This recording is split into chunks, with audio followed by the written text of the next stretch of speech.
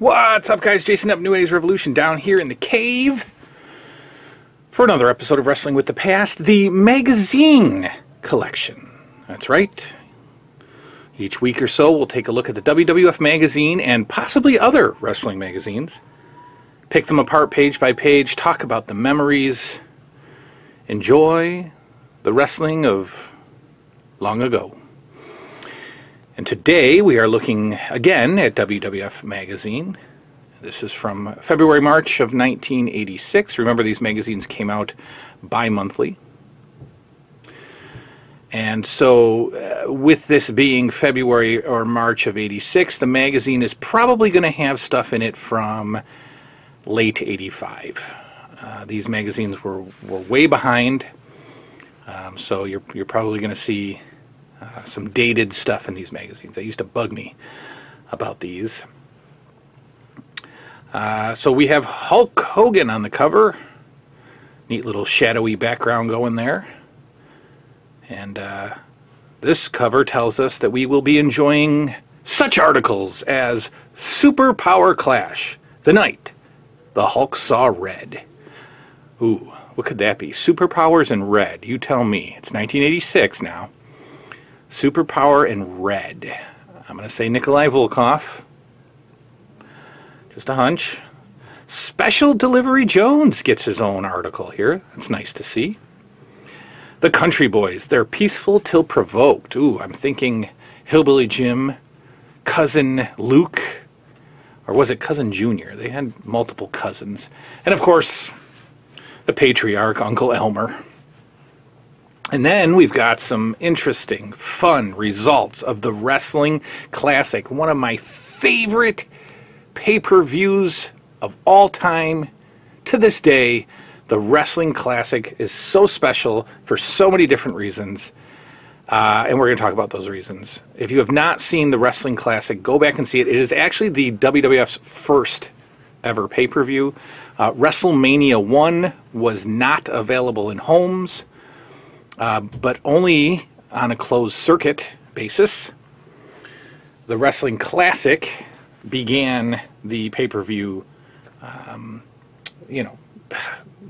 not craze. We can't say craze. It began, wrestling, the WWF's, entry into the pay-per-view world, I guess.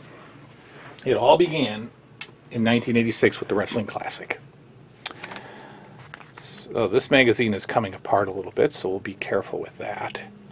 But here we have the WWF Mailbag. What we are to believe are letters from us, the fans of the WWF. And I don't know if these are real letters, if they are created by the magazine, or if they're a mixture of both. I learned at an older age that the Pro Wrestling Illustrated style magazines would often write the letters themselves, and spin them in any direction that they wanted, I guess. So I don't know how real these letters are. I assume that some of them are real. But with the beauty of Facebook, I guess we could actually go and we could look up Mark Paulson and see if he is still in Somerville, New Jersey. Is he watching the channel? Is he a fan of the channel? Mark Paulson. We could look these people up and contact them and say, hey, look, we have your magazine. We have your letter. Fun little ad. Love seeing those. We're going to see a lot of those, I think, in the upcoming magazines. The Coliseum video was the only way to see some of these matches. Coliseum video was every wrestling fan's dream. Going to Blockbuster, going to the mom and pop video store, and heading right to the wrestling aisle. That was my Saturday night. And they put out a great series called The Best of the WWF, and this one advertises Volume 3. This for $59.95, of course, the low price of $59.95. So they would do the best of series, and I think it ended high in like 30, best of WWF volume 30 or so. But they were fun, and this is part one. I remember that I'll never forget that cover. I've rented it a million times. That's part one with Snuka, and that's part three. So they did the best of series, and then they did exclusives on particular wrestlers. Hogan and Andre here are advertised, and so you'd get all Andre the Giant matches, interviews, segments, all sorts of fun stuff. They'd always throw in an old match, Andre from like 79 or so, and then they would do these specialty tapes, the wrestling's bloopers, bleeps, and body slams, the most unusual matches, and the best part, if you guys remember watching the Coliseum video, first of all, the song that accompanies the opening credits, you will never forget, and at the end of the tape, when you were just spent, you were just done, you had a great time, there would be an advertisement for like 3 more tapes, and you'd just be like drooling. Oh, I gotta get that one. It was so great. And I think most unusual matches had like a Texas Tornado tag team match and a cage match and a battle royal, and just the best. Coliseum home video, the best. Now, here's something interesting. I challenge one of you to type that into Google address or Google Maps, Coliseum video, 430 West 54th Street, New York, New York, 10019. What sits there today? What sits at 430 West 54th Street? Because at one point in time, ladies and gentlemen, it was Coliseum video. Love that 976. I don't know if I've told this story before, but I was a frequenter of the wrestling hotline, multiple different wrestling hotlines, as a kid. Ran up a solid phone bill often, and there was one line, and about 87 or so, that was a trivia line, and it wasn't sponsored by anybody. It wasn't a WWF thing. It was just, I think I found the number in a magazine, wrestling magazine, and it was either a 976 or a 1-900. And you would call, and you would have to answer 5 trivia questions, wrestling related.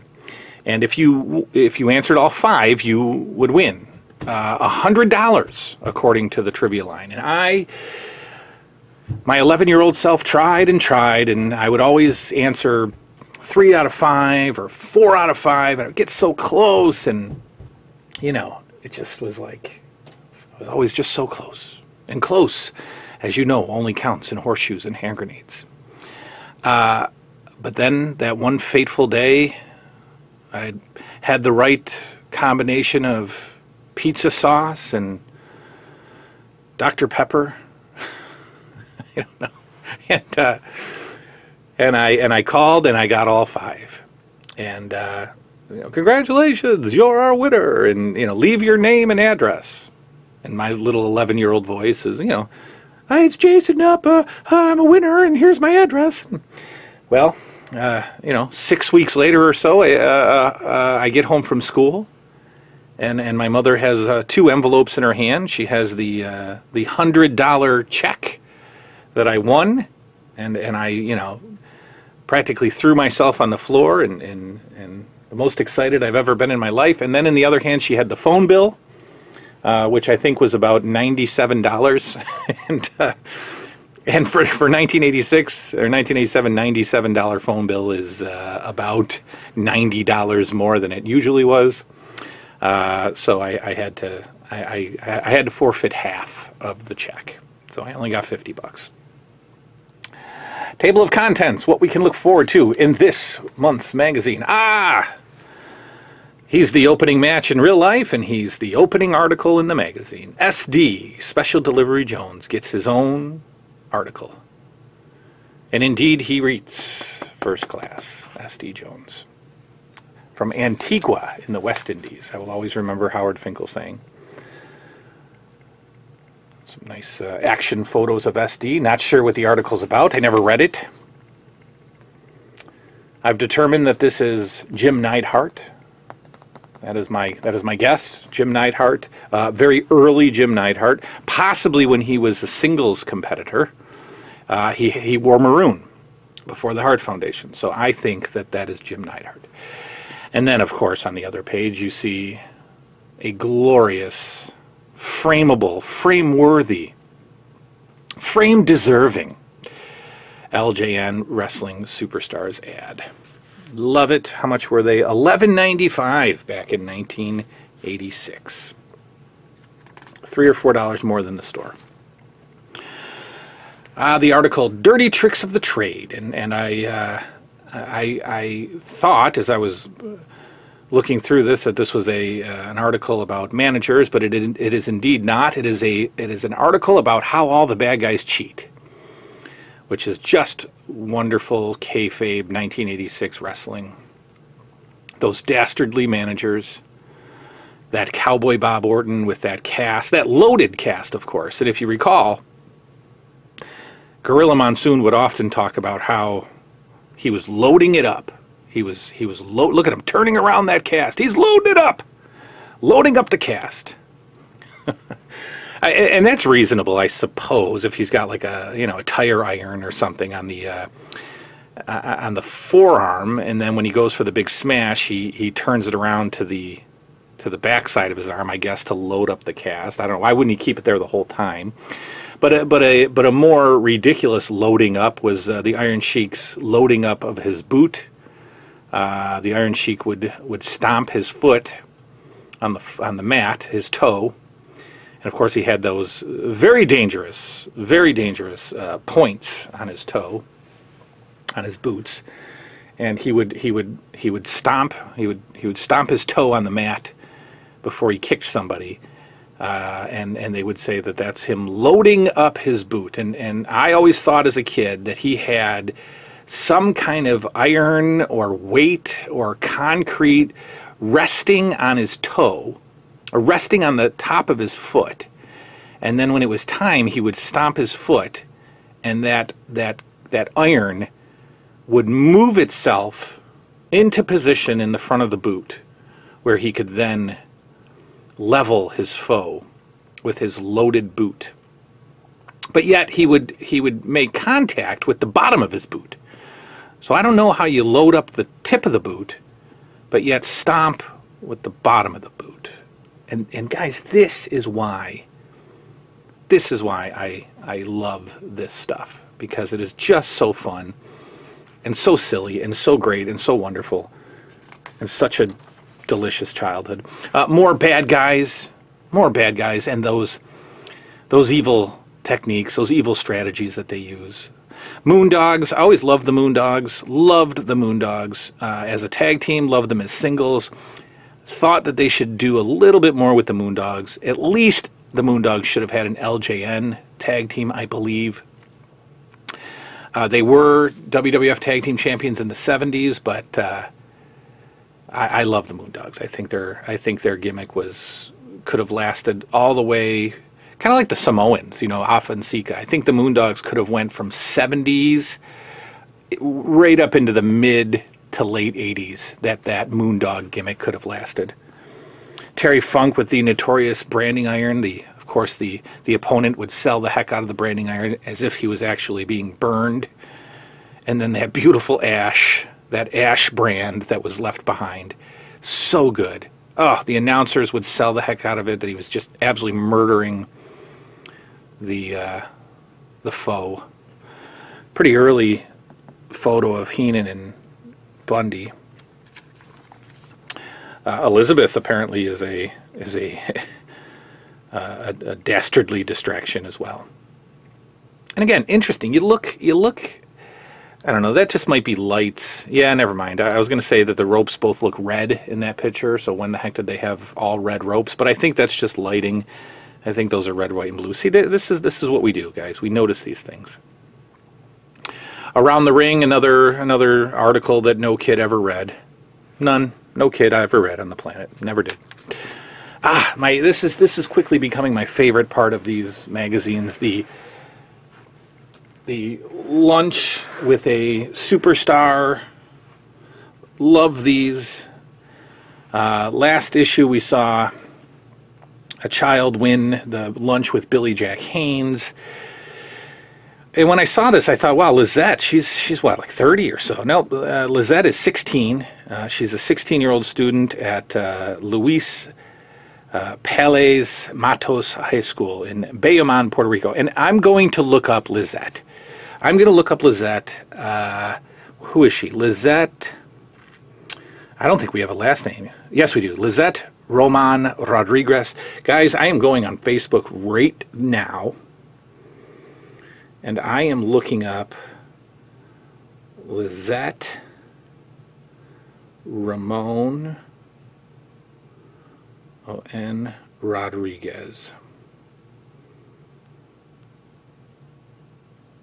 All right, let's see what we got. Well, here we've got a lot of... I don't know if you can see that. Doesn't look like it's gonna... We've got a lot of Lizette Rodriguez.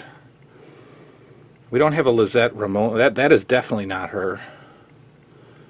Yeah, I'll have to go through these. I don't... There's a lot of very young Lizette Rodriguez. But no Lizette Ramon Rodriguez. Let me type in Bayamon. Wait, she's from... Yeah, she's in Bayamon. Ramon Rodriguez fan mail. Oh, family. Ramon Rodriguez Rodriguez family. I don't know if that's... Yeah, this is probably nothing. I don't know. So I don't know. You know, I gave it a shot. If anybody knows where Lizette is today, please let me know. I would like to interview her. She won the contest, ladies and gentlemen. She chose Wendy Richter as her favorite. And here you see Wendy giving her a plethora of WWF gear. And of course my nerdy self notices that that's a Big John Stud LJN. And some books and some programs and magazines and t-shirts, and then picks her up in a limo. Isn't that wonderful? Takes her to lunch. Just look at this. That's so great. The two of them just sitting there eating. Lizette, I assume her family there, her father and her brother and Wendy, all just posing. I mean, what were, you know, what were these like, you know? What were those meetings like? I mean, were they like shoot meetings, you know? Were they just like, you know, just the two hanging out, talking about stuff? You know, who knows? We have another one. The article says Lizette was the fourth winner of the lunch contest. Others were Craig Beavers Jr. of Scranton, Pennsylvania, who lunched with Tito Santana. Cheryl Westfall of Buffalo, New York, lunched with Ivan Putski. And Jamal Belcher of Detroit picked the Junkyard Dog. So I'm looking up Cheryl Westfall of Buffalo. And, you know, I don't know. I don't... this is so fun. You know, is Cheryl Westfall still alive? Is she still in Buffalo? And Buffalo is an hour from me. So, Cheryl Rivers, Cheryl Damari. Where is Cheryl Westfall? I want to know. I want to know. Oh, there's so many Cheryl Westfalls. God, that would be impossible. Anyway, fun stuff. We have a beautiful article on Pedro Morales. So we go from the Bayamon, Puerto Rico article to another Puerto Rico article, Pedro Morales. Now, guys, if you're watching, you know, when I was doing Wrestling with the Past, the episodes, oh my goodness, Pedro Morales in 80... 81, 82, 83 was so loved in New York City at Madison Square Garden. He was the face of Madison Square Garden. And by face, I mean he was the good guy that the fans loved the most. Like, forget Backlund, you know, forget Andre. Pedro Morales was the man in Madison Square Garden. Pedro passed away a few years ago. Quietly, very quietly. You know, you never heard about Pedro Morales in the last several years, maybe last decade. You didn't hear about Pedro, you know. He didn't do conventions. He didn't do anything. He was gone. And so when he died, you know, it was like, you kind of forgot about him. But he did fine. Pedro, you know, they had a little story about him after wrestling, and you know, he just lived with his wife and got old, and that was it. You know, that was it. Staying Fit article on the many healthcare workout gym strategies of the wrestlers. I always loved when, like, you know, they would say how many hours the wrestlers would put in the gym. You know, 6 hours. I always remember 6. Hulk Hogan would be in the gym for 6 hours a day, and I was just, as a guy, you know, I thought as a kid I was like, wow, that's a lot. But then as an adult, you know, when I actually went to the gym, you know, and I was done in like 50 minutes, I'm like, 6 hours. You know, who the hell's in a gym for 6 hours? You know, or you know, you go to the gym in the morning, you do 3 hours, and then you come home in the afternoon, you do another 3. No, you didn't. But it's nice. It's lovely as a kid to believe. I love that. I love that. There it is. I predicted it the night the Hulk saw red. This, I believe, is from Saturday night's main event. Saturday night's main event, I believe this is the first one. Which, again, is very dated because this happened in very early to mid-1985 when the first main event had Hogan versus... second main event. Second main event had Hogan versus Nikolai. Yes, second main event. So there we have some pictures of the Hulk taking on Nikolai Volkov. My guess is that the Hulkster won. And then the Hulkster rips up the Russian flag. That's that's 1986 for you, ladies and gentlemen. You can't do that today. Funny stuff, though. Good stuff. Match to remember, where we look back in the archives, and we have Adrian Adonis taking on Tank Patton, I think. Yeah, Toru Tanaka and Tank Patton had something going with Adrian Adonis and something called Pacific Coast Wrestling, Pacific Coast Tag Team Championship. Tanaka and Adonis go at it back in the day. Back in the beautiful day. 1976, it says. Ah, yes. Uncle Elmer and his lovely wife married on a WWF house show, a televised house show. Lovely Uncle Elmer marrying his bride. Her name's in here somewhere. Joyce Stasco. Joyce Stasco were married on an episode of Saturday Night's Main Event. How beautiful. And you know what? That's real. That was Uncle Elmer's wife. I don't know if they necessarily got married for real at the show, but maybe they did. I don't know. But that is actually his wife. WWF has been doing weddings, you know, forever. I don't know what their deal is with weddings. And of course, all the weddings end with a food fight. Always.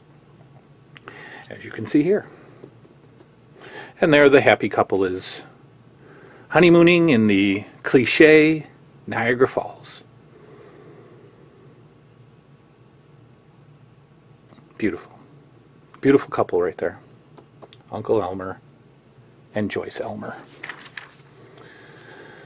Oh, more of the happy couple. Here they are, clearly enjoying each other's company.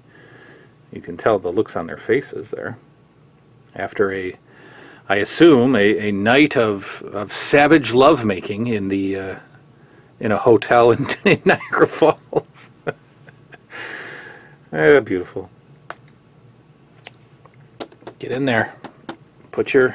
Throw your name in the hat, ladies and gentlemen. Get yourself lunch with a WWF superstar. You too can be a winner like Lizette Ramon Rodriguez.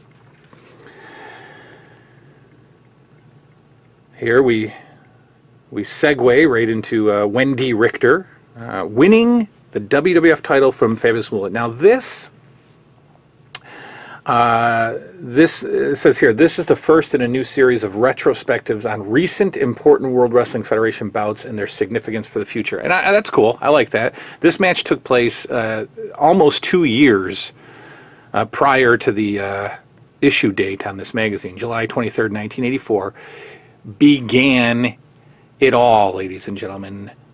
Moolah losing. I think Moolah was a champion for about 30 years. But was not the WWF champion for 30 years. She was like the women's champion for 30 years.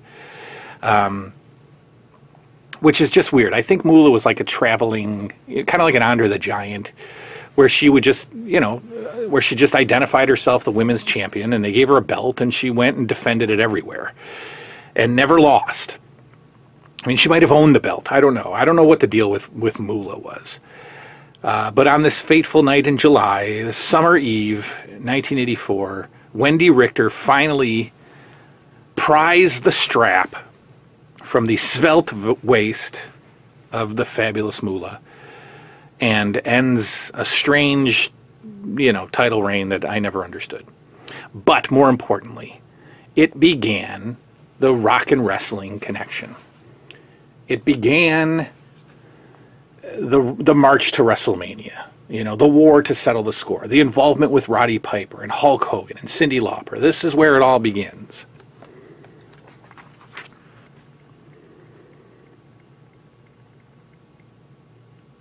Good stuff. Because then,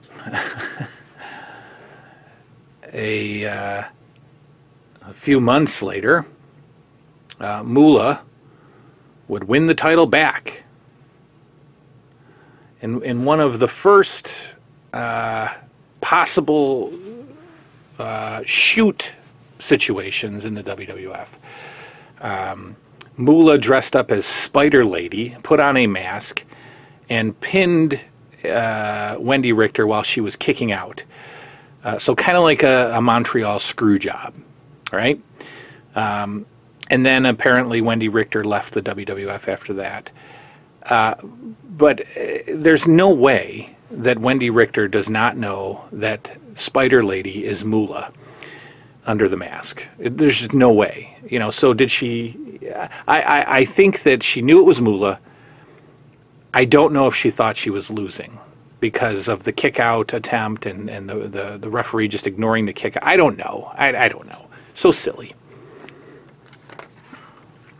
Grappling glitter. I have no idea what this is. Looks like a Kevin Fagan's Drabble brings the wrestling circuit to the funny pages. Okay. So apparently this guy Kevin Fagan is a cartoonist, and he put a cartoon out. I don't know. Sunday paper maybe? Never heard of it. Grappling glitter. I don't know. Not sure. Foreign affairs. All right, so this is an article of the WWF superstars overseas.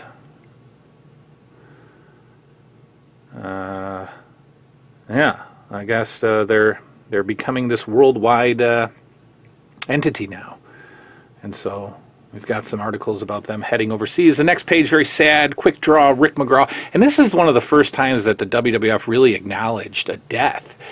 And he died, again, this issue comes out in 1986. Mcgraw died several months prior. And very sad. Quick draw Rick Mcgraw was a mainstay on WWF television back in the day. And, died of what they identified as a heart attack.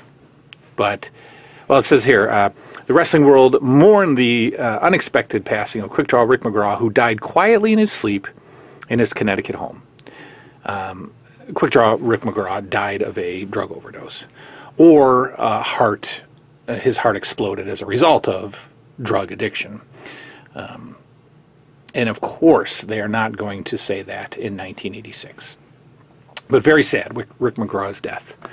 In fact, Bret Hart's book has a lot of detail in a few pages about Quick Draw Rick Mcgraw's drug issues and some of Bret Hart's experience with him.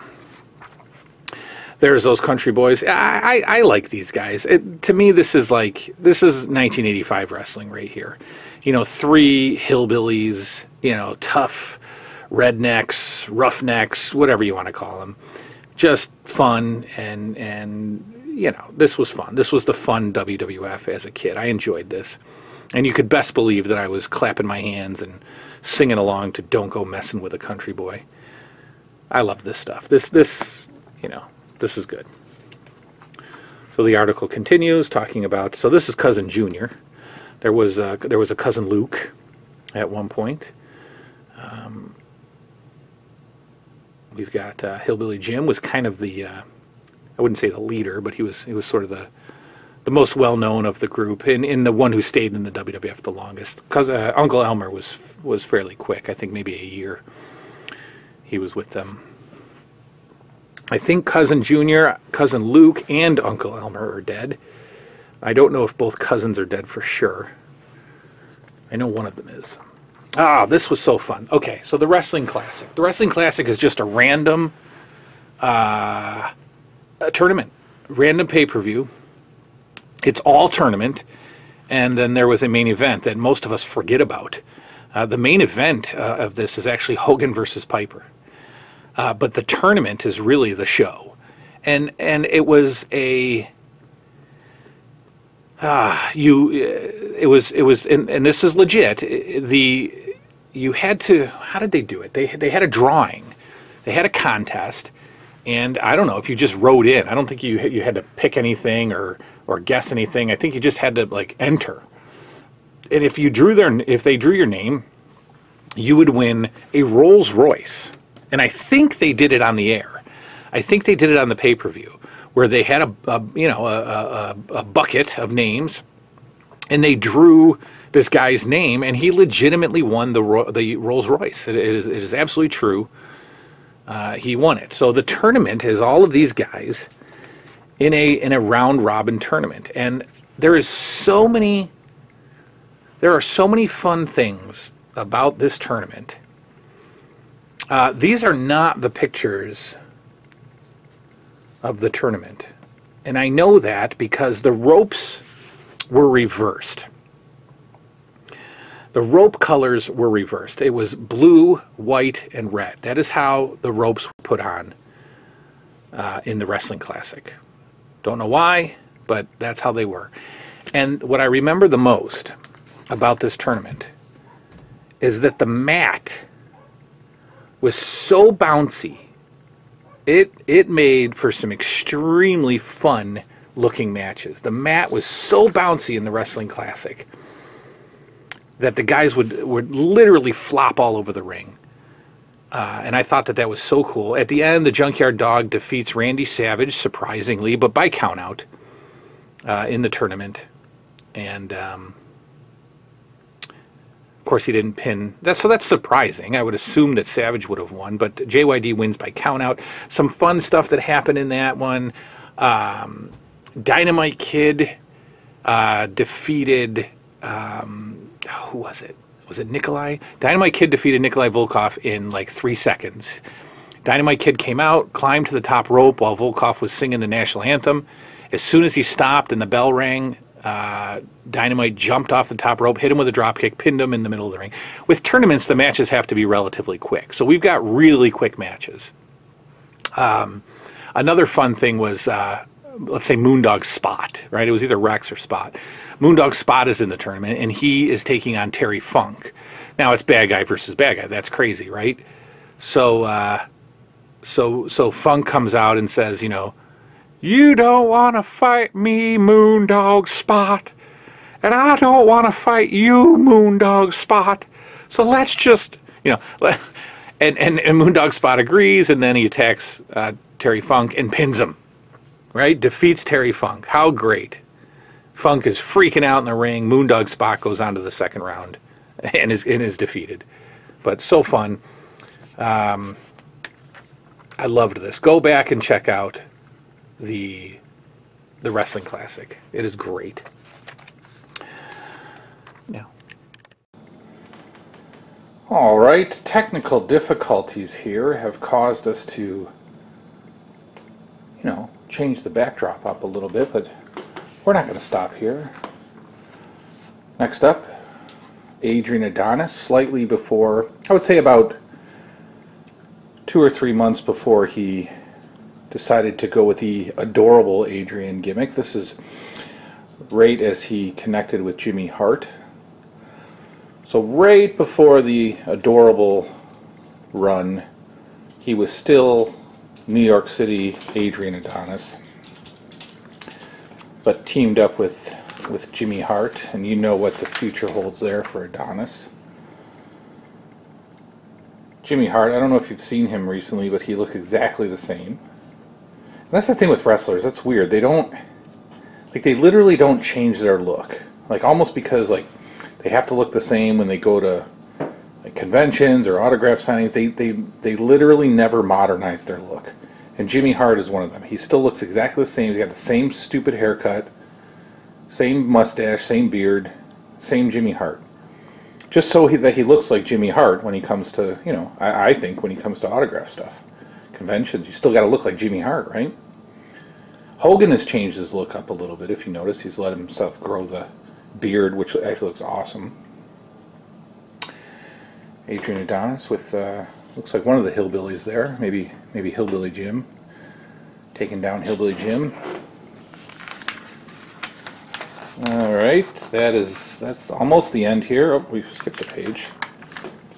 Alright, a little bit more on Adonis. And then we've got the WWF Wrap Up, which is basically the magazine keeping you up to date with the latest happenings.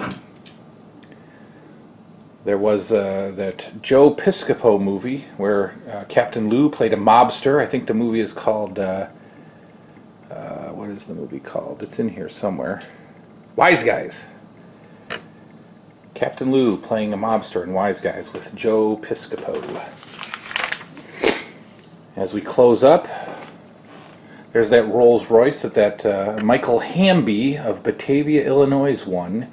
Legitimately won as a prize in the Wrestling Classic. I have not yet come up upon the wrestling-themed episode of the A-Team. That should be soon. I'm up to season 3 of the A-Team. Haven't hit the wrestling episode yet.